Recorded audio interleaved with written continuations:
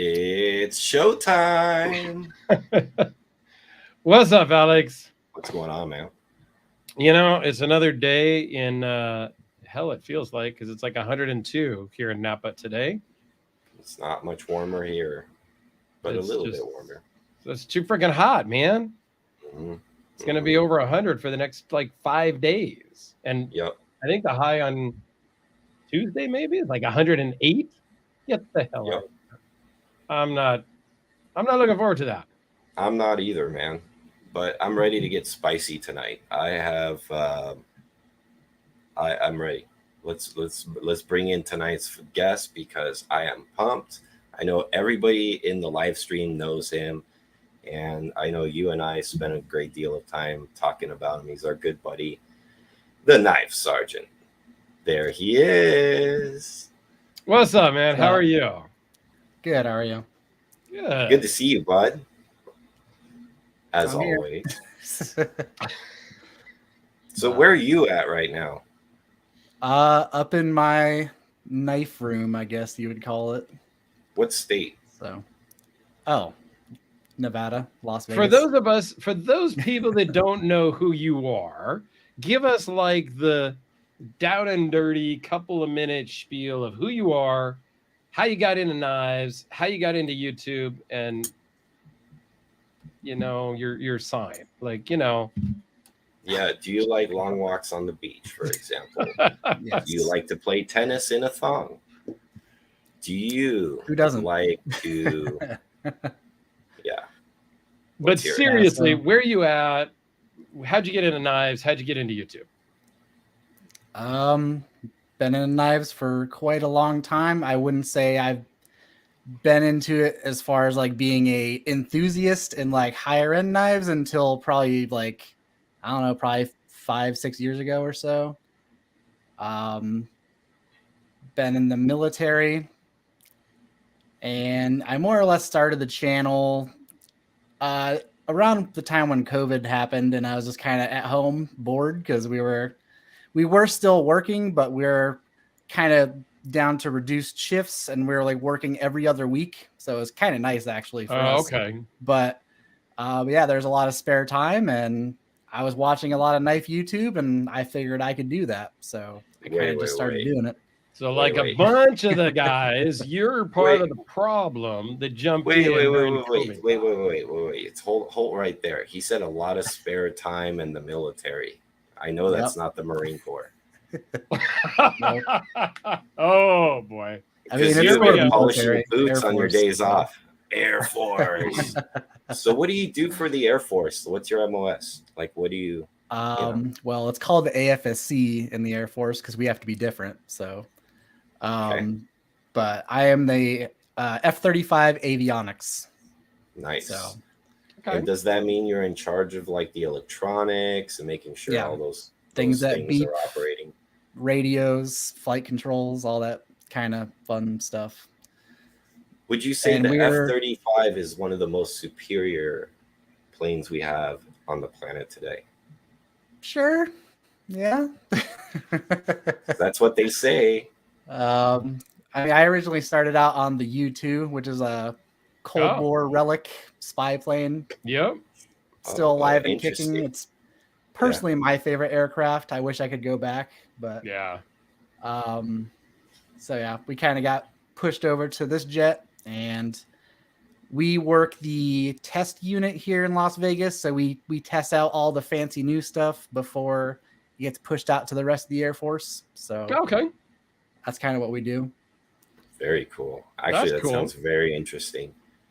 And have you ever operated in these radar systems and stuff? I mean, I can't really say much about it because that's very highly classified, Yeah. but Yes. Yes. Very cool. So very cool. So now let's shift to the knife stuff. So during COVID, you got bored, and then like, what knives did you kind of start with when you're like, well, I'm gonna start doing this for fun or whatever it may be? Like, what was kind of your bulk of knife brands and things that you started with, and when did you evolve to these like yeah, these ridiculously expensive, fancy, beautiful things that you get. Well, my first knife video actually that's kind of the reason why I did the video on that one, because that was literally the first video of that knife on YouTube. It was back when the Hoback Sumo first came out. Yeah. Mm-hmm. And that was what I did. So, and I've kind of always had the same sort of, because I don't really have a specific taste when it comes to knives. It's just if I see something that's interesting, like an interesting mechanism or something like that, like I just kind of grab it. I think me, and Dirk are kind of like the same in how we collect those kind of things. Like we see it, we like it, we just buy it. There's not like a materials, mechanisms, just interesting stuff. I don't really have any specific brands that I prefer. Right. But, I mean, Dirk did a video recently where he talked about that, right, Dirk? Yeah, and I talked about that a little bit on a video that I filmed today also, just about not really having a type. Like, I wish I kind of did. And there's certain things that I like, yes. I mean, I like the Hellraisers, so I have multiples of those.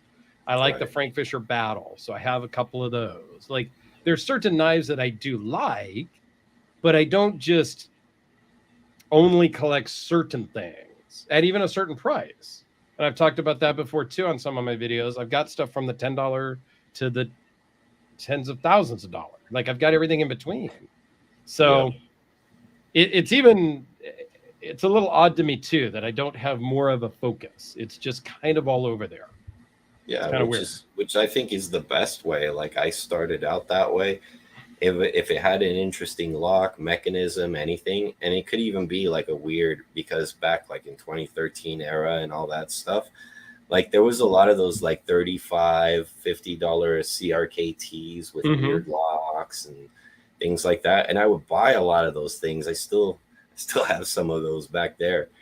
And, you know, it's a little bit less like they're a little bit less trying weird things nowadays than they used to be. Like things are becoming more standardized, and flippers, button locks, and whatnot.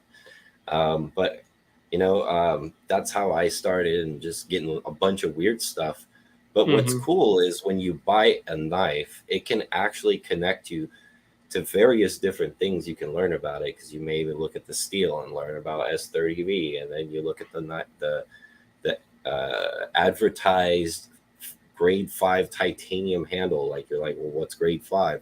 So all these things can send you on a rabbit hole when you're collecting knives. And I think that's what I learned.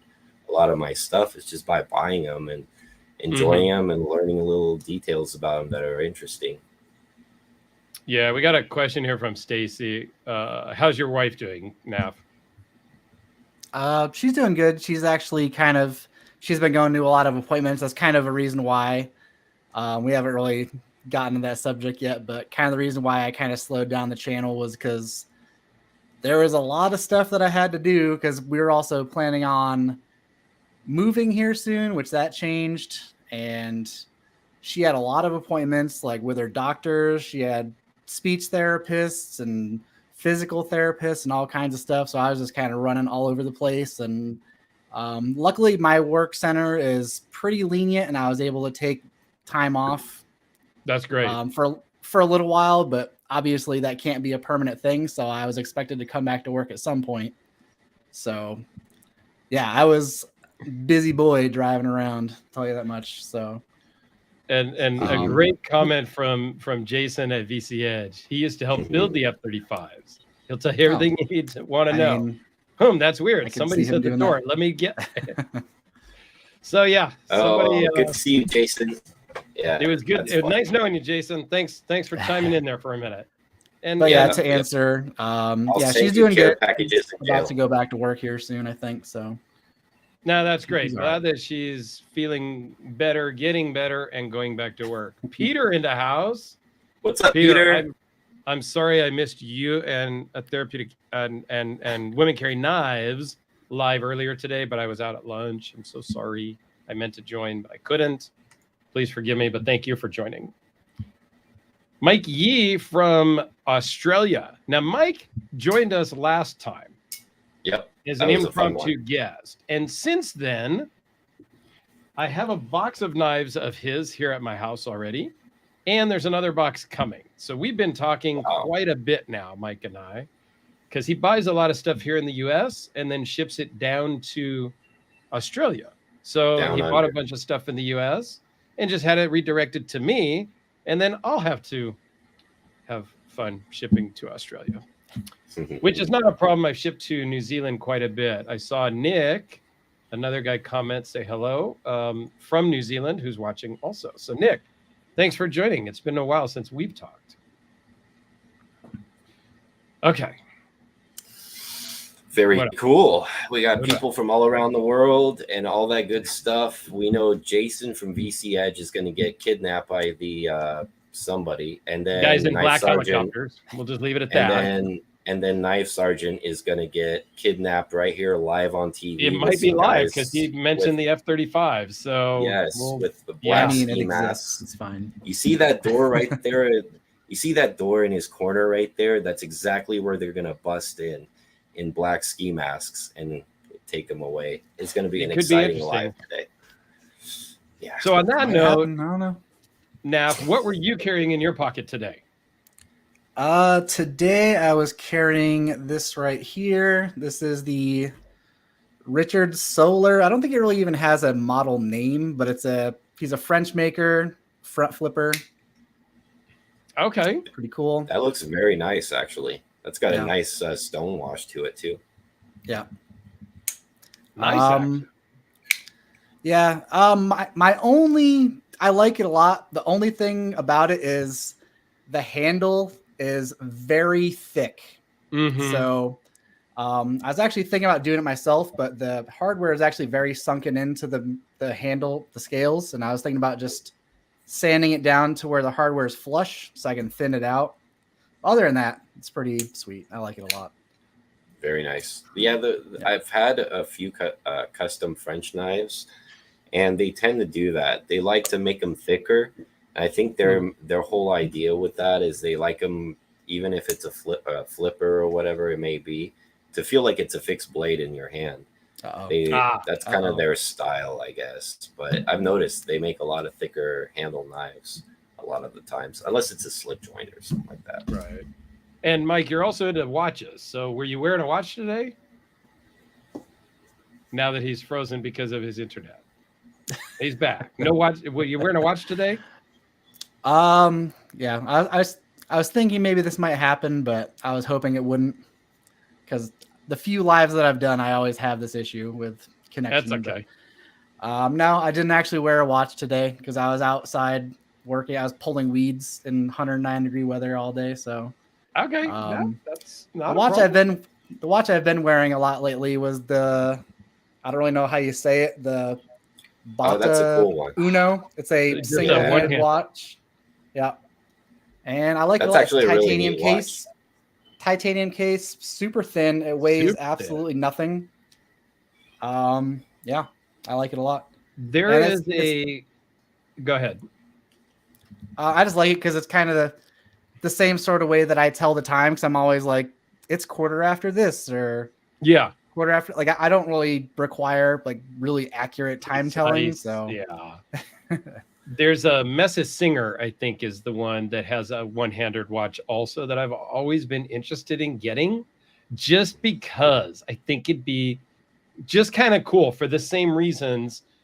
One, because it's different, and two, because how precise do we really need to be? When I need to be precise, I'll pull out my phone and look, right? right. So I don't know. The Mesa Singer or a single-handed watch is probably something I will end up with in my collection at some point.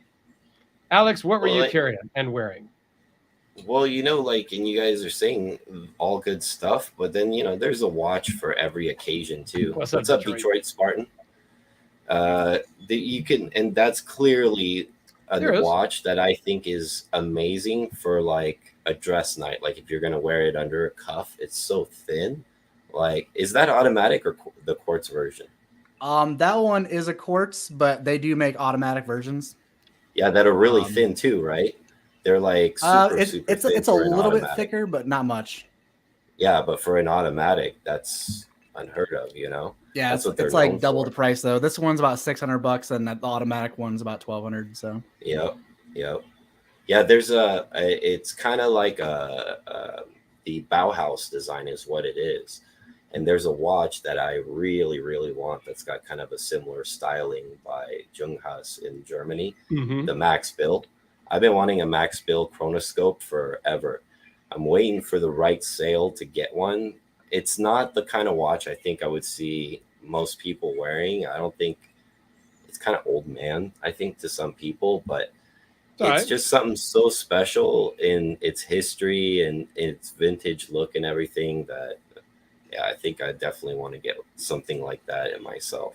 That's a really cool one. As far as what I was carrying today, I'm doing a review currently on the Skaha V2. So this is the plain Skaha V2 carbon fiber. I have a fancy one too, which I know Dirk probably has on the desk right now as well. And this one right here, though, is kind of their typical, not really like great carbon fiber ply. Like a lot of people complain about the voids that they get a lot of Mm-hmm. times, but the knife is really well constructed and it's got a lot of nice little hidden tricks. So I've been carrying this actually for a few days just to kind of, and now I'm on my fourth one. So I really like these knives. But that's what I was carrying as far as the knife and the watch. It's a camo titanium G-Shock square is what I'm wearing today. It's a Oh, good very grab cool. and go. Yeah, it's a The good grab and go titanium watch. G-Shock squares are great. They're Yep. just great grab and go watches. Could do them for anything. I mean, they're just great. Oh, check this out. Lone Wolf 2873 says he's carrying a Skaha 2 today. Also, Oh my god. Nice. Yeah, and there's some of us, the Skaha has been out for a very long time. And some of us are like kind of been following this knife since its earliness. Like I had a V1, for example. And it's kind of like a cult following. So I think the thing that people are going to miss the most, which like I did, they used to have a nice CNC line Yeah. cut blade, kind of like the Grimsmo Norseman. yep. And don't get me wrong, like I begged him to do those builds that I did with that in mind, but they ex-nayed that because they're such high demand and such a long waiting list, like a year, that a way to mitigate build time was to go to a water jet cut blade. So this is Yep. actually done to increase production time so they can get them out to more people because the wait list got over a year for a while. So, but cool things to come with them. I know they're testing the waters with Magna Cut, and they're Okay. also testing the waters with fat carbon. As Dirk, show yours. Bring it up. So I do have the one that we did together, or that you did, that I jumped in on with the fat carbon, which is totally beautiful. Yeah, it almost like looks like a Damascus carbon fiber. It does. Yeah, it's pretty crazy, and the action is ridiculous. Like it's Yeah. I don't know. I haven't adjusted it yet, but I probably will tighten it up because that's not really my thing. But It's it's great. Spectre-ish. It's It's Spectre-ish Bolt in action. Spectre, it's Grimsmo Norseman-ish action. What And I what's had in my cool- pocket was the RJ Ah, Martin today, That's a nice one. the Q36SS, I guess it is. Mm-hmm. So that's what I had in the pocket today. And I was wearing, which I've taken off now, the Rolex Air King, because another friend of ours, Clayton, picked up his new Air King yesterday from AD. So he was able to buy one and pick it up yesterday. So I figured, well, I will just wear mine today also. Nice. That is a very nice watch. I've had the pleasure of handling that guy. Yeah, It is Mike very, says very fun. from Australia that he is a huge sucker for Magna Cut blades. And we'll get to that topic later, actually. I think that's a good topic for today. Yeah, and my RJ Martin is Magna Cut. The RJ Martin Yes. one is Magna Cut. I didn't buy it because of that. I bought it because I had an opportunity to get one, and I really wanted one, and I would not have cared what the steel was.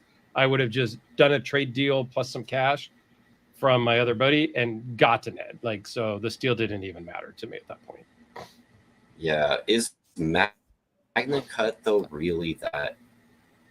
Is it really all of what it's cracked out to be? Should we be that excited about Magna Cut compared to like, I don't know, Crewwear or, you know, even a really well heat treated LMAX? What do you guys think? I personally am not a steel snob, so I don't think it. I think the general public, and there's like 10 or 12 people watching, they can tell me or they can tell us. I don't think any of them are going to know the difference if it wasn't marked on the blade or in the paperwork. That's just me. And I think Magna Cut is probably too early to really make a decision on. I like that. Because I don't think everybody knows how to make it right. Well, how to heat treat it properly and work with it properly. I don't think it's been out enough. You got some guys doing it at 65 HRC. You got other guys doing it at 59, complaining that they don't know how to get it any higher than that. And so I think it's still, I mean, I think it's going to make it. I just think it's too early and people don't know how to use it yet. If that makes sense. What do you think, Mike? So it's not really meant to be the best at one particular thing. It's just meant to be like a really good jack of all trades. Right.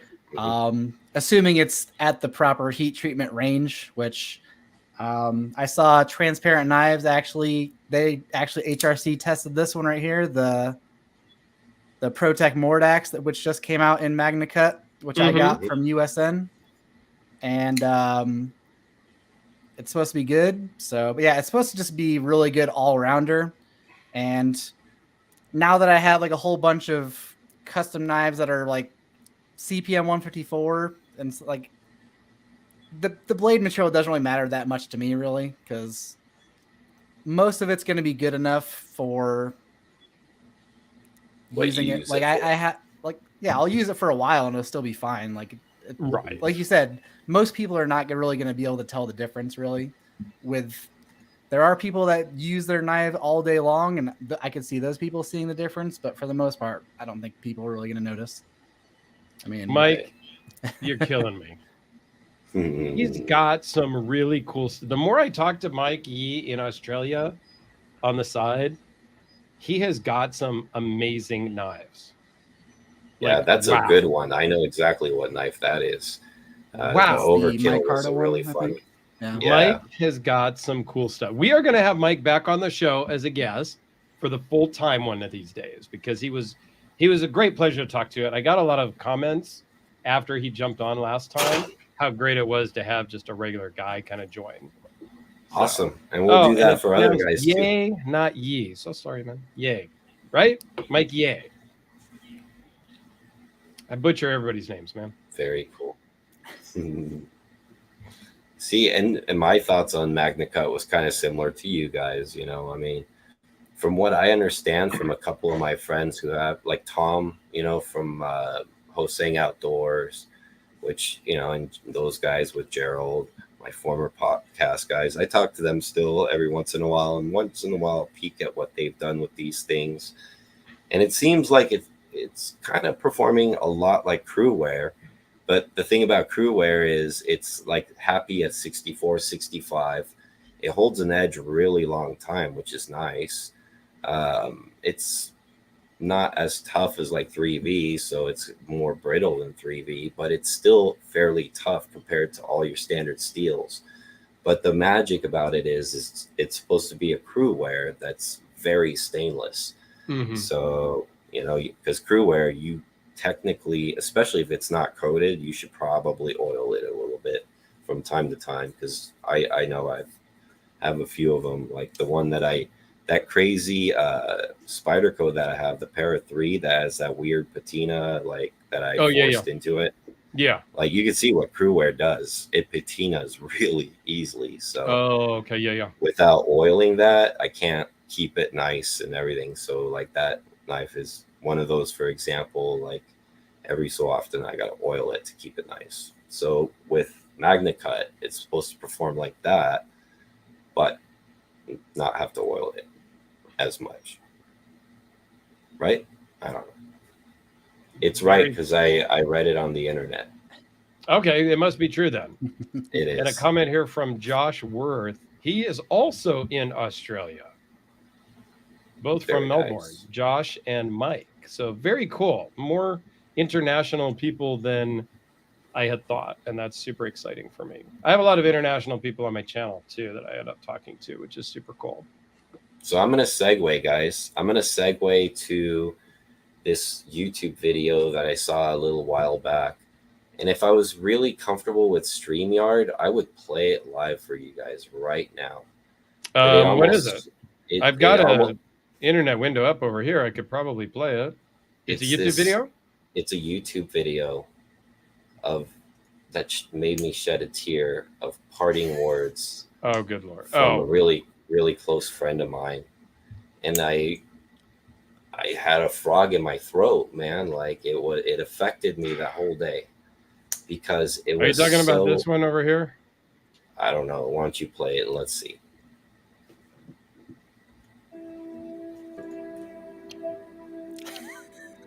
Here we go. This is definitely it. Is the sound coming through too? Yeah, it's perfect.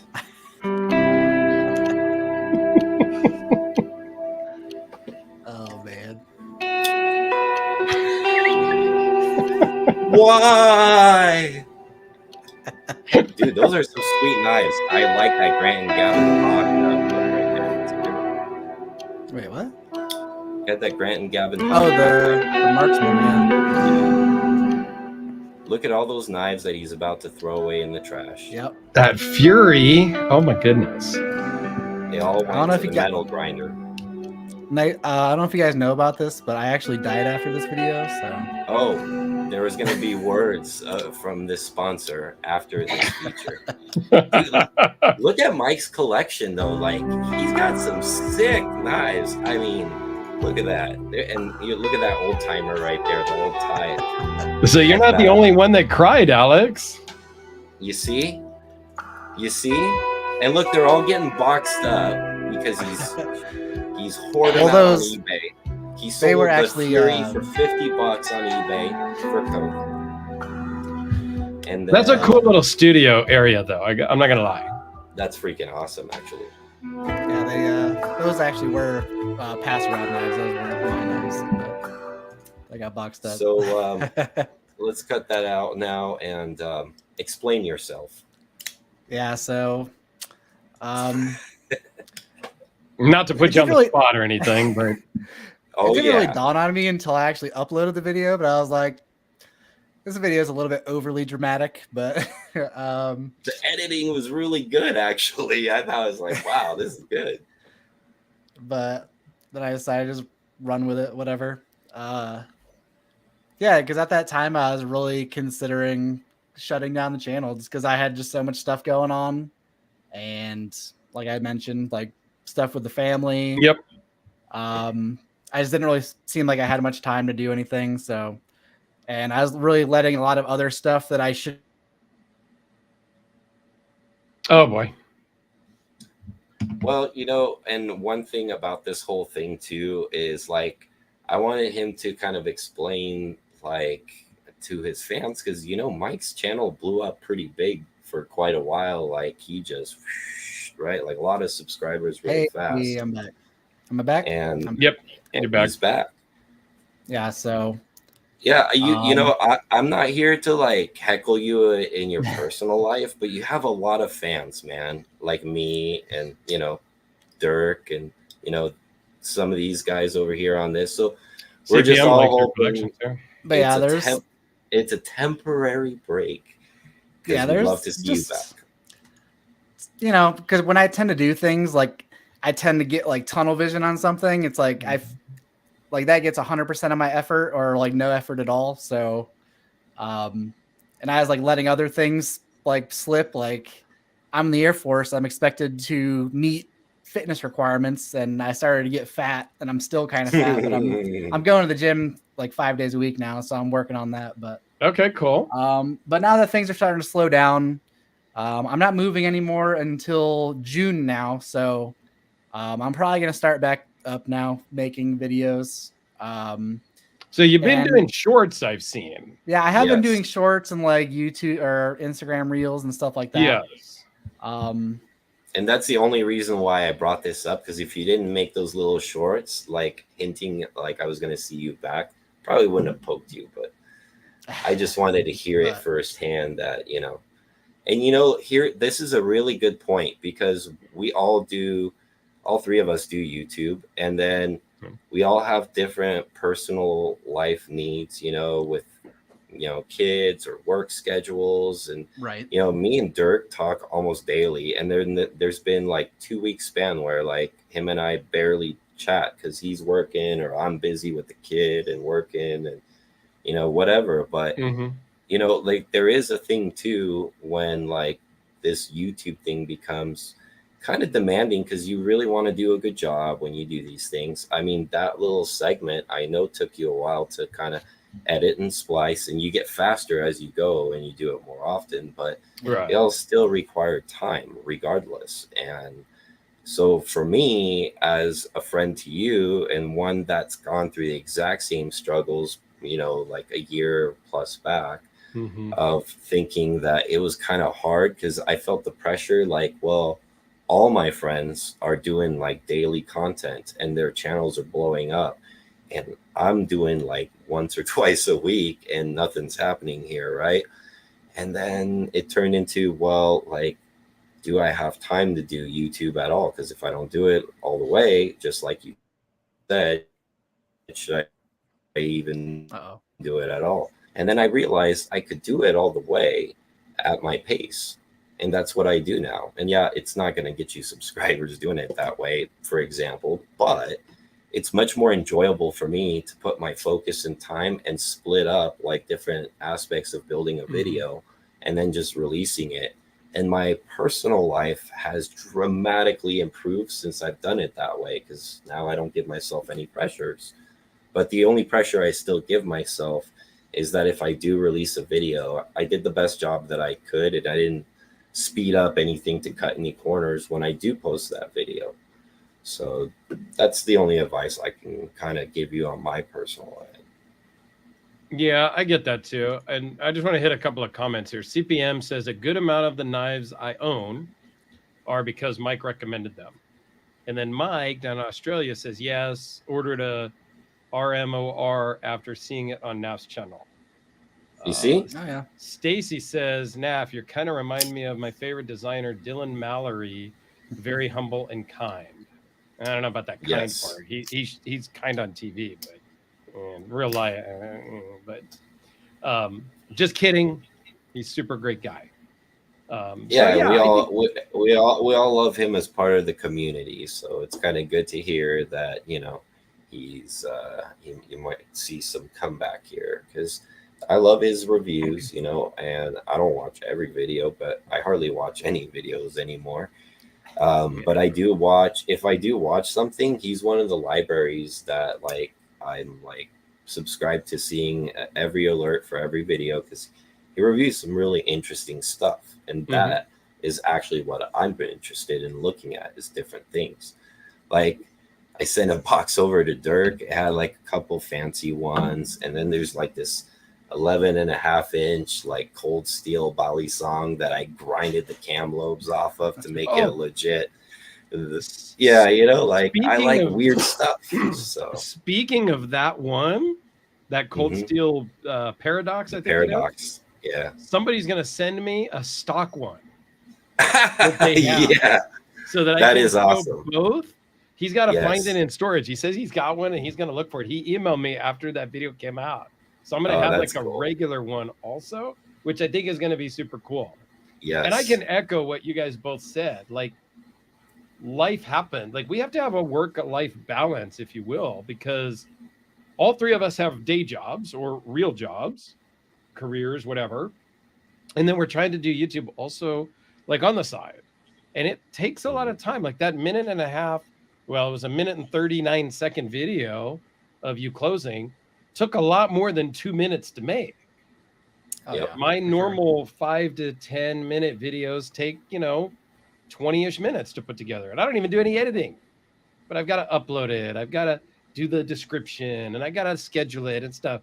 So there's time, and then life gets busy and work gets busy. And sometimes work is slow and it's easy. Other times work is demanding and you do 12, 15 hours a day for weeks on end, like I did the last month. So Yeah, me too. it makes it tough. And I've gone through the same thing. I haven't changed my name and deleted all my videos. Just saying. I But mean, everyone else is changing their names. Well, so I figured I would hey, too. let's be fair. You never change directions either. Like I never changed directions. completely. I just keep doing the same stuff mostly. And but I've thought about it. I've thought about why am I doing this every day? Because I see other people's channels blowing up more than mine. And I'm thinking, I can't stand watching that guy. How come he's getting so many? Like, you know, I see a lot of that stuff. So I think we all have those feelings and thoughts. And I think, why am I going to bust my butt to be out of town for a week and make sure I've got a bunch of videos lined up? I don't have to. But I kind of started with the daily thing. And I'm not it's tough for me to change and not, you know, I feel like I'm a quitter if I skip a day. I'm like, oh, shit. So it hasn't happened yet. Yeah, no. And I don't want to break my streak. It takes major dedication on those days, like where you're tired and stuff, to be like, nope, I make a video every day and I got to do one. And like, so I admire that because I don't have the ability to do that. And even if I had the time, would I do that? I don't know. I don't recommend it. I'm not going to recommend to everybody that you do daily videos. It's a lot of work. And one of the hardest things is having enough content to do. So I have to rely on Alex sending me boxes of 20 knives. Professor EDC just sent me 20 knives. Mike from Australia sent me like 5 or 6, and there's another box coming. So that's how I do it, is I got to beg people to send me stuff. And then I ask on my topic videos, sometimes I can't even come up with good ideas on my own. I ask Alex, hey, give me a topic, and then I do a video on something Alex tells me.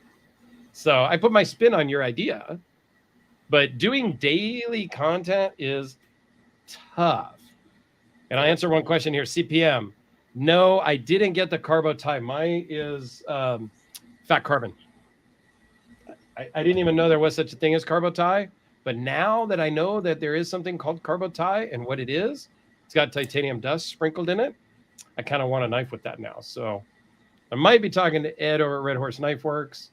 We're still working on finalizing the final Hellraiser custom. Maybe we can get some carbo tie in there. I don't know. We'll see. Very cool. You got anything in the works, Mike, coming into your collection?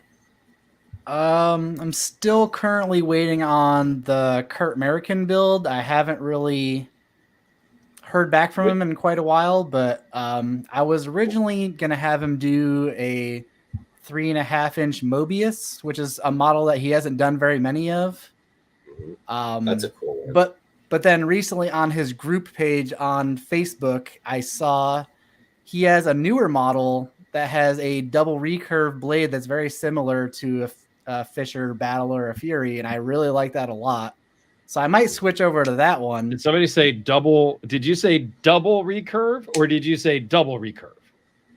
Double recurve. Where are you at, Alex? Where's your double recurve? Yeah. From Frank. I do have a double recurve somewhere in there. I have a couple of them, but it would be a while before I dig it up. And I asked him before if he's ever done an inset lock one, and he said he's never done an inset lock, and I really want to see if he'd be willing to try it for me. I have this right here, this plate of vintage emerald micarta. You can't really see it very well, but I got that. And then I also have a bar of Magna Cut steel, and I also have this one that I just got. It's a Baker Forge and Tool. It's like it has like copper and stuff. You can't really see it. Oh, yeah. I'm familiar it's with like a copper Sanmai. It looks really nice when it's finished, but yeah, Odin's Custom uses a lot of stuff from Baker. So very cool. Yeah, that's kind of what I'm waiting on for maybe to get I might actually just talk to him here at some point in the near future, but that's cool. And then I have a knife from David Clark is going to be making me a knife. I sent him materials already, but Mr. David Clark, Is that the South African guy, or is that the guy No, the I or actually is he forgot the where I sent it. American guy? I want to say he's in Texas. It's been a while Okay. since I sent it, but Okay. There's Clark um, Knives and then David Clark, and I always yeah. confuse which one's which. But they both are great makers. I actually Yeah. met the one you're talking about with Dirk over at the knife show at CCKS. He was a really cool dude. Man of fewer words, but cool dude. Yeah, that was a good show Um, last year. CPM says, Mike, you still have your TNT? I do not. I actually traded it for the new. It was a while ago now, but it was the newer Grimsmo Rask, and then also they put cash on top of that. So Cool. Very And cool. speaking of And- shows, Alex, how was the gathering that Alex didn't go to, but Mike went? How was that? I didn't go. it was fun. It was much bigger than last year because of the whole COVID. People weren't wanting to travel because of that, and but there's a lot more people there. I didn't pick up much because I didn't really have a whole lot of money Mm-hmm. to spend, so I kind of went there with no expectations really. Also, I didn't get there until later because I have family here and I had to take my kid to stuff. So Yeah. luckily I'm local here, so it's not really that big of a deal. And did you get to meet anybody new while you were there this year, or Yes. see anybody, or who did you meet and talk to this I year? finally got to meet Nadi and Lee cool. Lerman. They Okay. were at Very the table right next to each other, and I finally got to handle those knives, and they are absolutely amazing. And I want Yeah. one or 5 of them, but just coming up with that much money is a lot. So Well, yeah, and then the wait list for Naughty is like years, man. Mhm. I'm on it. I've been on it for 2 years now, so I probably have another 3 to go. Right. CPM has a quick question on thoughts on the new Air King or Sprite. So I have the last year's Air King, the 1166906900, whatever it is, which is the last year's one. And the Sprite is the new left-hand GMT Master 2 in green and black bezel. That is so on my list. I want so bad because it's going to make a perfect addition to the Air King because it's got the green. And yes, I want one super, super bad. So I think it's awesome. The new Air King, I don't know that the Air King needed crown guards. So I didn't love that part about it.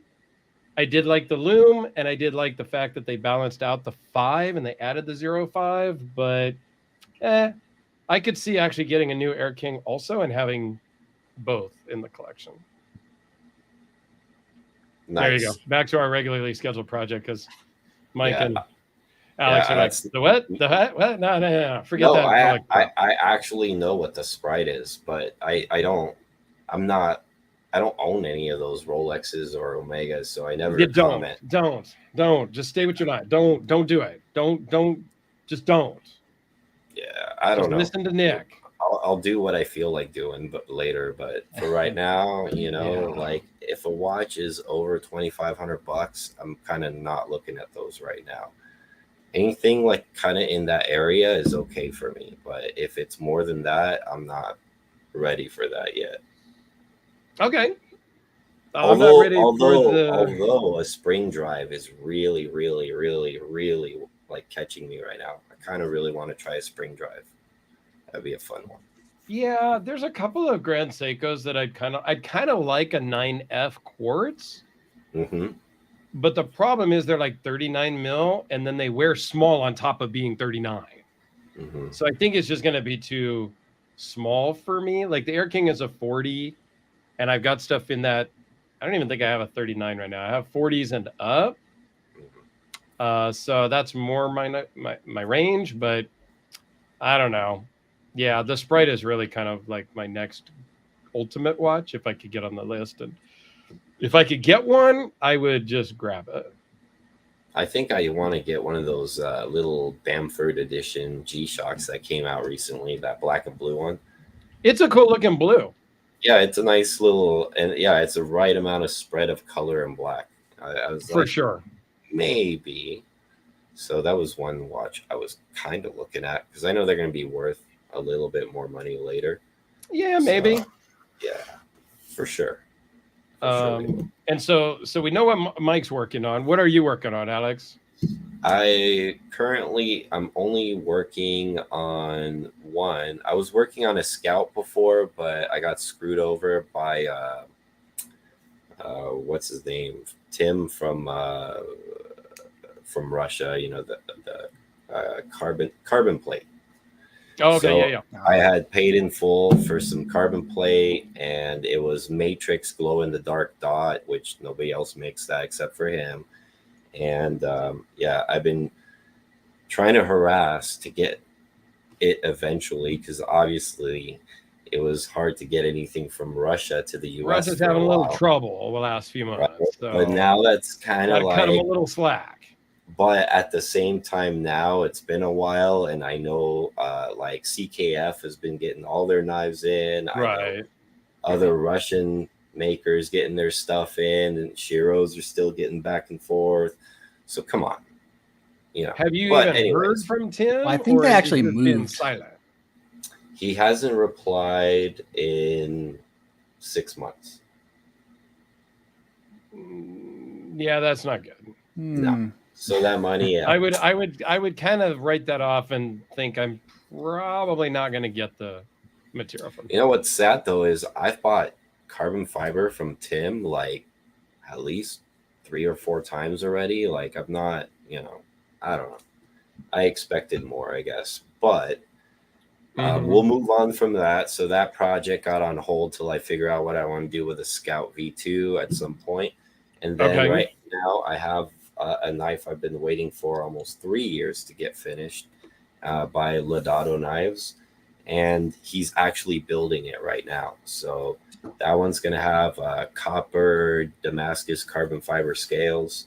Ooh. And it's going to be Sanmai blade or Sanmai Damascus blade, backspacer, pocket clip, everything. And it's going to be bolstered. So it should be nice. Cool. Yeah. So CPM he's got a lot of questions for you, Mike. This is good. Mm-hmm. Do you like the Hydra or the Sigma 6 if you had to pick one? So the Sigma 6 is probably the more practical knife, but I mean, when it comes to these crazy 5-figure knives like that, I mean, practicality is not really that big of a deal. Like, so I would probably prefer the Hydra. It's definitely the wilder looking knife. I like it a lot. So. The Hydra is the one that he's more well known for too, actually, out of both of them. But I've handled both. My buddy Russell has a Sigma 6, and then I've handled a Hydra at a knife show from another guy. And personally, I like the Sigma 6 better. But then, you know, and Russell's like Sigma 6 is like, it's like high polished Damascus Sanmai, and you know, they're stupid, those knives. I mean, they're awesome stupid. Like that is a true grail for a lot of people. Look at that. So let me see if I can make that bigger here. I don't know. That's what she said. See if it comes up here. That's what she said also. Maybe not. But it's got, you guys can get the idea. This is a Sigma 6, and it's got a very nice, I mean, that is a very usable design. It's got some very, very nice lines. And it's as beautiful when it's closed as it is when it's opened. So, and it does have that magic blade to handle ratio look where the handle looks smaller than the blade. So he did that really well too. I mean, but that guy has been a legend since I can't remember when. But yeah, the Hydra is a whole other beast because that thing is full of sexy curves. It's like a curvy woman is what it is. And I'm sure he also asked the opiate or the sabotage for sure. Yeah, they're pretty awesome. And It's been on Spyderco's table for a while now, but they actually have a mini sabotage flipper on their prototype table, and it looks amazing. I've known And about I that. asked them again. I said, when is this coming out? They said maybe a couple of years. I don't know, but Wow. Mhm. we'll see about that. But You know how long that mini sabotage thing has been going it's been on? there for a while, I think. But Yeah, like so, years, bro. Like yeah. years. Yeah, the sabotage is pretty cool. Yeah. But yeah, you bring that picture back up, Dirk. So look at this thing. Look how sexy the curves are on that. So It it's a really is. completely different, like artful style knife. And that's still gonna Mhm. be usable, but you know, like Yeah. this is a guy who makes the entire thing look like liquid metal, you know? And That's a great way to put it. yeah, and the finish, you know, I mean, the finish work that it requires to get that kind of shine and those kind of curves and that much contouring, I mean, there's a reason why they cost so much. But I guarantee you, when they're brand new, you will never have to send that knife back unless you mess it up. That knife is going to Right. come to you perfect, guaranteed every time, because that's what Lerman is. You know, he's one of those makers. It's perfection. He'll never ship anything that's not perfect out. Similar to like a Todd Fisher, you know. Yeah. Yeah, very cool stuff there. And yeah, Stacy says 5 figures. Jeez, my Yeah. home was only 5 figures. Yeah, we're dumb. I mean, I think he meant 5 grand. Well, But yeah, No, five no. they can grand, range. or 5 figures. I have 5 figure knives. Now all of Lee Lerman's knives were open bid on, and every single one of them were at least $11,000 was like the current bid when I went by his table. So Yeah, like they they were all up they there. used to be, you know, but if you buy one as like you order one from him, they range from like 6 to 8 grand usually is what Yeah, they're ranging that's for. Yeah, the problem with the shows and people go the crazy on the auctions, auctions. it's the fear of missing out, that FOMO, and the Yeah. I'm a bigger guy than you because I'm going to bid more than you. It becomes this big ego thing, and Yep. it just gets stupid. I've seen the Ryus, right? I've got the Sharknivka Ryu, and I know you said you went by their booth and stuff, right? And they mostly had Yep. wakas, I'm guessing, because that's the new flavor Yep. of the month. But I've seen these things go for like 12 grand Yeah. in a little bit fancier versions than just this, but at the auctions. My buddy Joseph, my other buddy Joe, I was at the California Custom Knife Show with him before, and he bid on 2, and they were each over 10 grand, and he bought them both because he was Yep. the one. So, which is dumb. They're Yep. they're But if you have the 2 grand money, new. I mean, I don't have that kind of money, but if you have the money, why not, right? I mean, Agreed. Here's a good question from Mike. Question to everyone. Any expensive knife or watch that turned out to be a dud, and any more affordable ones that turned out to be a star? dude, we could spend hours on this. Hours. That's a great question. I think we should, all three of us, just pick one of each for time's sake. One knife, one watch that turned out to be great or a dud. Well, I can't really say much on watches, but I'm gonna say for me, then, to give you guys some time to think, I'm gonna say for me, the watch that ended up turning out to be a star that I didn't really expect it to be, at least to me, was Giro's Doxa, the Doxa Sub 1200. That watch, it looked huge when you got it out of the box, right? It's a big watch, and then it's supposed to be, because it's a super diver watch. It goes 1,200 meters down below, right? But when you put it on the wrist, despite how huge it was so well like contoured underneath and so well balanced. And it had, instead of a tapered bracelet, it had like a full, 22 millimeter bracelet all the way around. And with that beads of rice and everything, the watch was so well balanced. It felt like, regardless of the weight and the size, it was more comfortable than some of my smaller watches by a long shot. So that was a watch that kind of blew me away, Okay. What about a knife? Knife wise, I mean, I'll pick something more recent because I think I have it right here. And this thing was actually quite interesting. So this is a knife that I've always wanted to custom. There's not a lot of them out there, and you have to be in with the in crowd to get one. But now they made the production of this next tan. So I got this, fancy little Damas steel version. Okay, yeah. This is the one with the super lock, and I saw a Wii box that looks just like it in your unboxing. So I think you have one that you're going to be reviewing soon.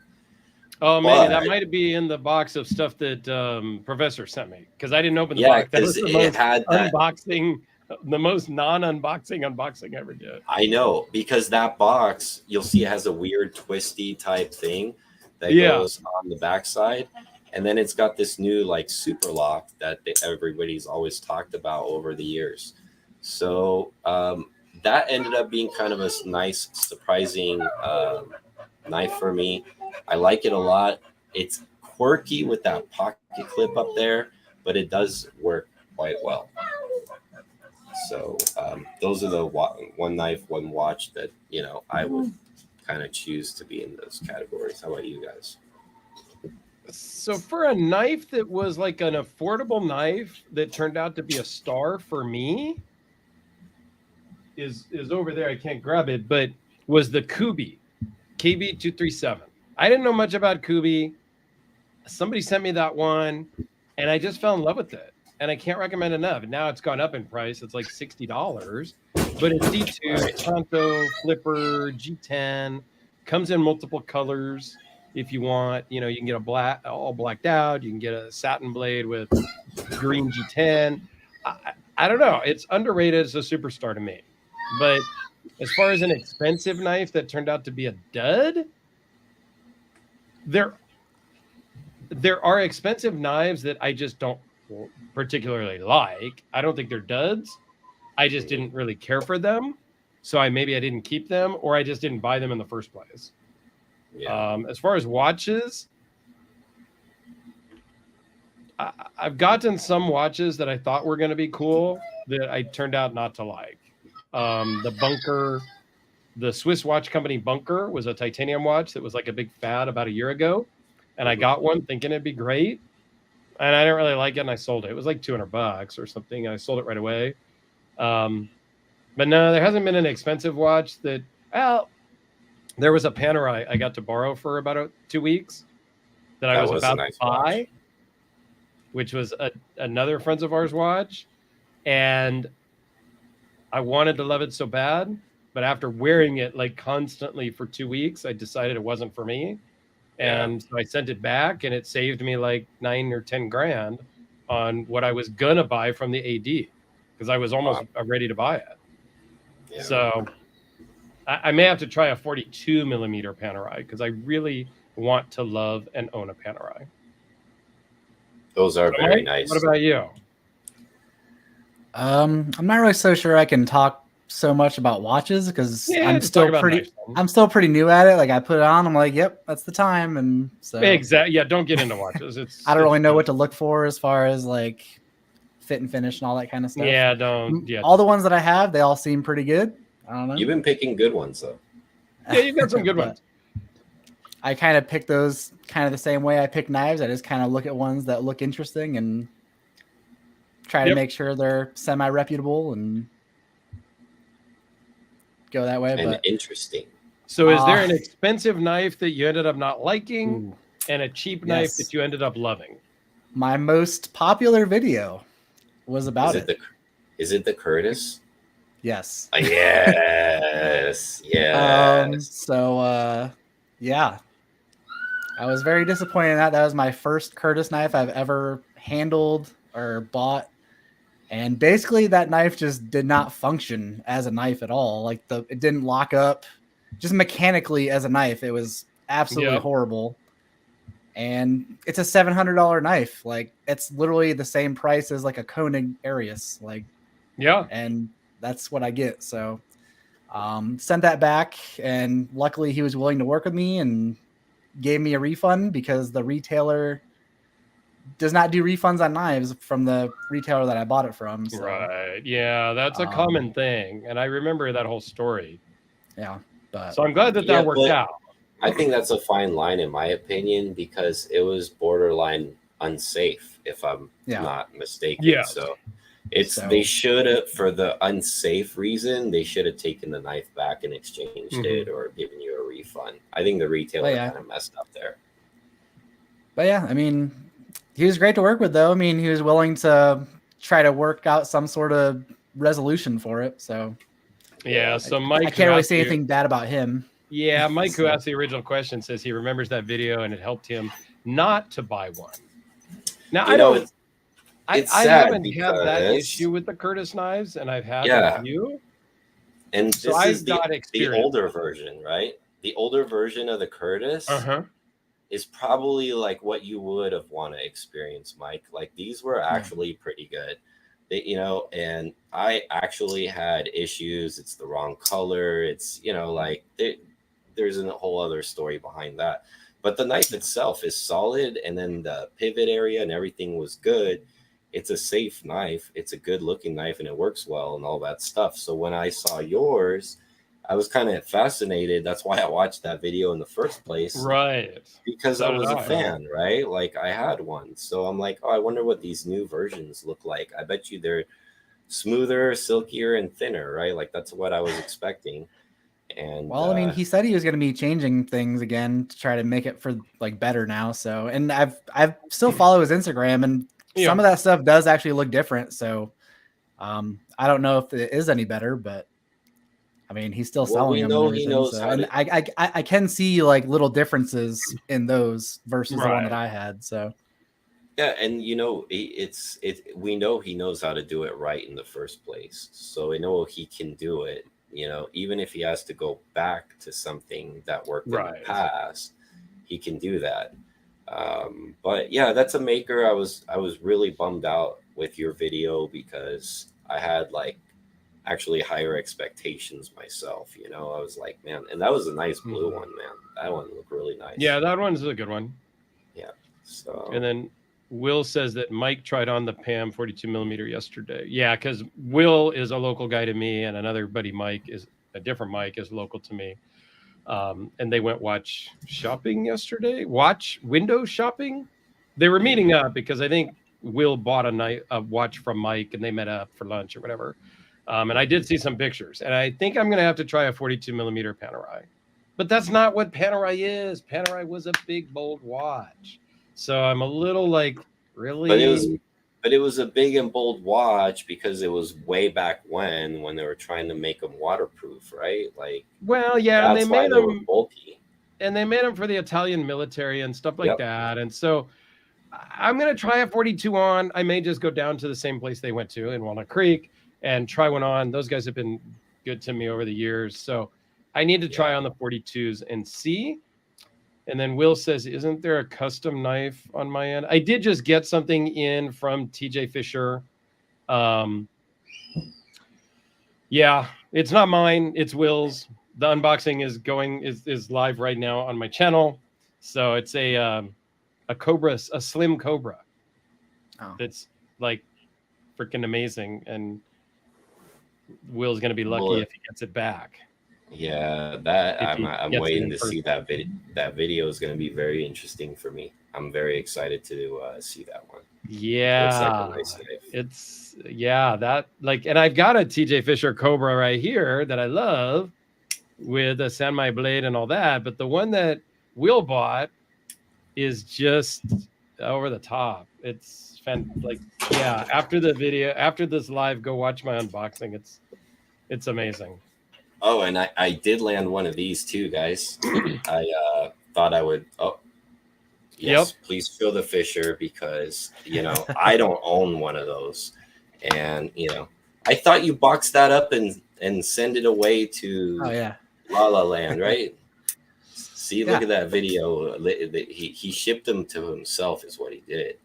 So like they'll go in the security box for 6 months, and then they'll release and start getting packages. Yeah, I've had a couple of Cobras. This one is the one I like the most out of the couple that I've owned. But the one that I that just one too. unboxed that Will owns it's totally different than this, but it's pretty awesome. And Will is going to absolutely love it if he ever gets it from me. Because it's pretty awesome. I'm not gonna lie. When saw it on the TJ was Facebook making post. it looks and awesome. doing the Instagrams of it, I was like, dude, that's awesome. And I thought about reaching out to TJ, but I bought other stuff. I wasn't in a place to buy another one right now. And so when I opened the box and that was the one, because Will didn't tell me what was coming, I was very surprised. It was super awesome. That is pretty cool, man. I did get one of these that I thought was kind of cool because some of those slip joint gurus out there, like, no, these are kind of like hard to get. And I was able to score one of these Northwoods Bear Lakes. Oh, nice. And then they called this the Frosted Mini Wheat Burlap Micarta is what they call this. And are you going to perpetuate the problem and list it for $900 tomorrow? No, I'm going to keep it for a while. Okay, wait till the price really goes up. I might be tempted. I don't know. No, but here's the thing though. Like, I have 2 Northwoods knives already that I really searched for a while and got the exact one I wanted. And I usually collect them in 3s. So then this is kind of like number 3, I don't know. Maybe I might want to hang on to that. It depends though. If people are paying stupid money, then I'll put a discount on it and flip it if that ends up being the case. And CPM says Culture Tech has some pretty cool traditionals. Now, Alex is a Culture Tech guru connoisseur, if you will. Yeah, I don't have any of their customs because I don't have $6,000, but I love Culture Tech. I have some cool ones. I have a couple back here, and then I have a couple with Dirk. I think the one that doesn't open, which we're going to talk about in a video here soon. It does open. You just have to find the safest slip joint ever because I can't figure out how to open it yet. Yes. Video's coming once I get the vice grips from the garage and I can open There's a tiny little nail nick in there. Dude, I got tiny little nails. It ain't going to work. So that's it. Dude, I did the same thing when I first got that thing.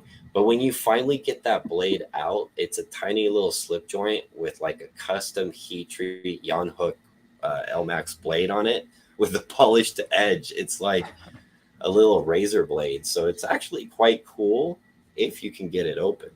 Yeah, it's a mind bender trick thing or something. Yeah. And then the other one laughing on my unboxing at me. And the other one's the exact opposite. Is just huge and ridiculous.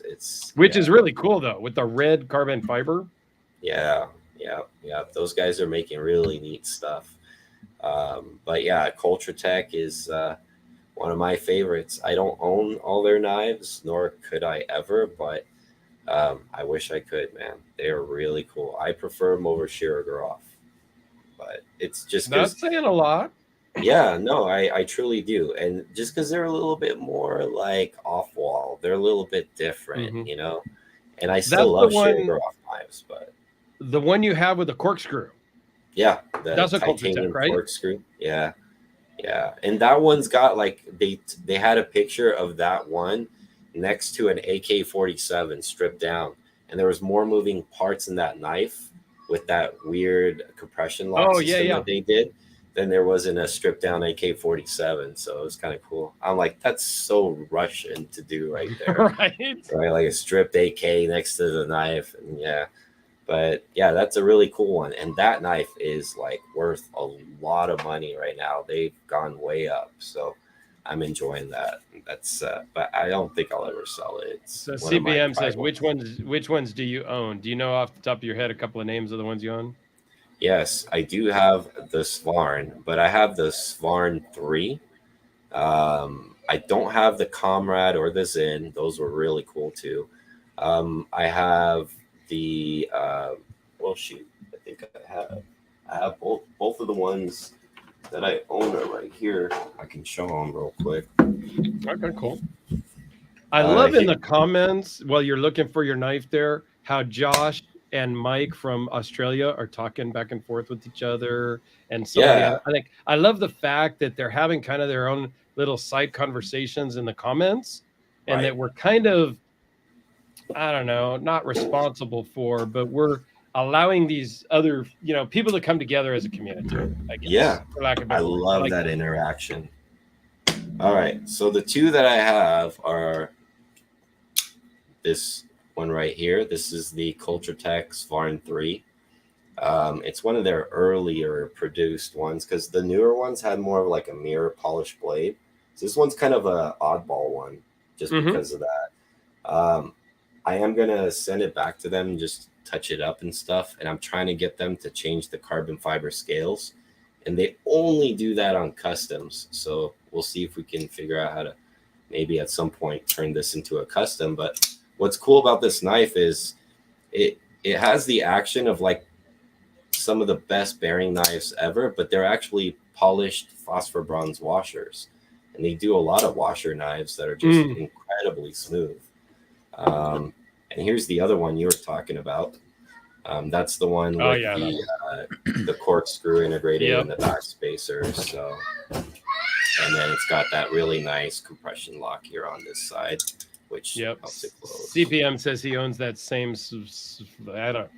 one. Yeah, smoothest knife on washers. It means swan, I think, in Russian, if I remember right. Okay. Yes. So, but are you gonna be sending those to Russia soon, or? Nope, not right now. This I one have a knife that I have fine. to send to Russia right now.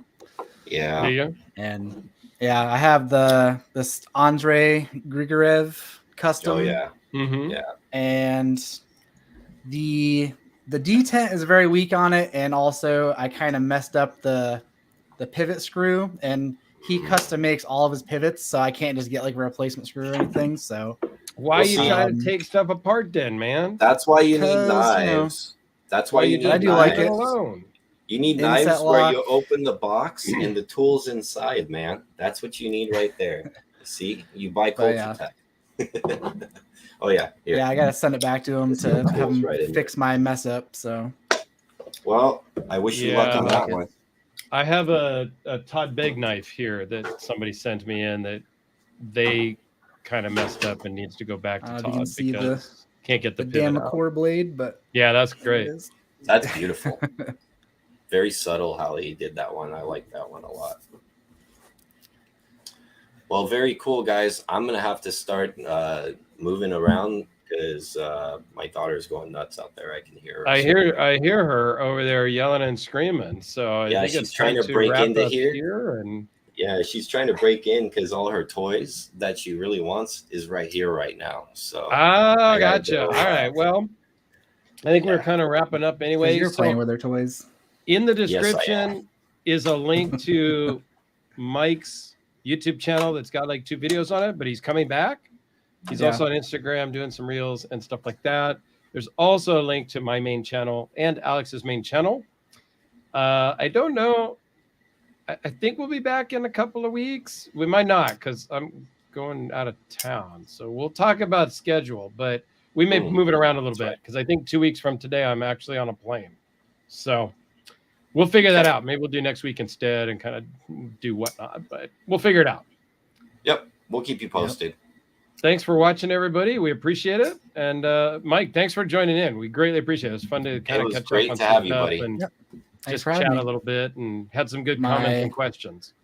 Pretty sure my first review back is I've owned this knife for over a year now, so I think it's finally time for a Fisher Fury video. Are you keeping it now or are you not keeping it now? Well, it's gone up for sale twice now, I think. But now in hindsight, it's probably better off that I didn't sell it because the knife at USN that I really wanted to went for way more than I thought it was going to. So prices are increasing. I would have been without this and without that anyway. So all right. Well, there you go. We'll see. Every time I handle this knife, I just like it so much. So yeah, well, keep me posted if you change your mind again later. We may be able to work something out still. Dirk is the fisherman of fishers. He collects fishers. I take the stray fishers, apparently. There's one more battle that I want, and I'm talking to the owner. He just, once he decides, we already talked price, he just needs to be ready to let it go, and then I'll have my third battle. Then I may be done. Fishing for fishers. Yep. Thanks, everyone. Have a great night, and we'll see you on the next one.